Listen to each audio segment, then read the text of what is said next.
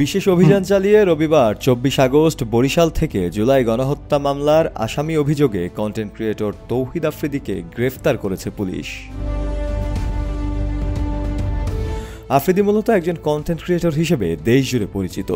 তবে নানা সময়ে কন্টেন্ট নির্মাতাদের মধ্যেই কয়েকজনের সঙ্গে তার উত্তপ্ত সম্পর্ক তৈরি হয়। এসব নিয়ে বিতর্ক ও বাকবিতণ্ডার ভিডিও প্রায়ই ছড়িয়ে পড়ে সামাজিক যোগাযোগ মাধ্যমে। একমাত্র স্মার্ট সিটি বসুন্ধরা, আধুনিকতায় এক ধাপ এগিয়ে। মামলা দিচ্ছে, আমার লাইফ থেকে 1 বছর কেড়ে নিচ্ছে। খারাপ বলবো নাকি মানুষ বলবো না? এদিকে আফ্রিদি গ্রেফতারের পর ফেসবুকে এক স্ট্যাটাস দেন একসময় জনপ্রিয় কন্টেন্ট ক্রিয়েটর ও অভিনেতা প্রত্যয় হিরণ।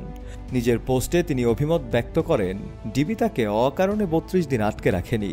আজ বাবা এবং ছেলেও একসাথে ভেতরে আছে। তিনি আরও যোগ করেন, আল্লাহ দিন শেষে সবাইকে নিজের জায়গা দেখিয়ে দেন। উল্লেখ্য, 2 বছর আগে ভিডিও ও নাটকে জুয়ার প্রচারণার অভিযোগে প্রত্যয় হিরণ এবং তার 2 সহযোগীকে গ্রেফতার করেছিল ডিবি পুলিশ।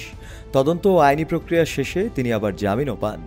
এদিকে আফ্রিদির গ্রেফতার প্রসঙ্গে আরও কয়েকজন কন্টেন্ট ক্রিয়েটর ও ইউটিউবার বিভিন্ন মতামত ও ভিডিও প্রকাশ করেছেন সামাজিক যোগাযোগ মাধ্যমে।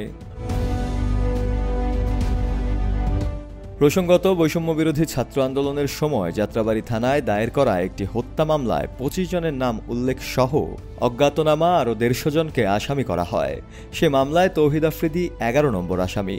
অন্যদিকে একই মামলায় 22 নম্বর আসামি হিসেবে তৌহিদ আফ্রিদির বাবা মাই টিভির চেয়ারম্যান নাসির উদ্দিন সাথীকে গত 17 আগস্ট ঢাকা মহানগর গোয়েন্দা পুলিশ গ্রেফতার করে। শফিউল মাওলা, কালের কণ্ঠ।